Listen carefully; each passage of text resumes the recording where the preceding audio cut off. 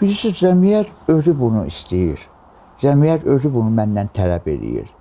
Məsələn, mən də utanıram. Mən də özümə görə insanam. Mənim bu gün sabah gələn il mənim 50 yaşım olacaq.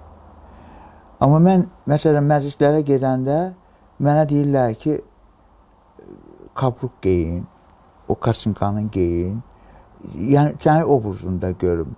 Və yaxud mən bu obrazla filmlərə çəkilmişəm. Allah bayram nuruna mən heç nə demirəm. Hər bir insana öz yolu var.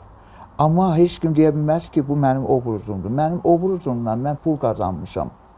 Mən filmlərə çəkilmişəm. Göy kimlərdən filmlərə çəkilmişəm. Oktay Ağayevin, Oktay Əriyevin Diraylərlə, zadla, onların proyektində, bu şəhərlərin proyektində, nə qədər proyektlərdə mən öz rolumu oynamışam. Öz obrazım. Mənə deyiblər ki, sən öz obrazında gəl. Sən insanlar səni belə sevir.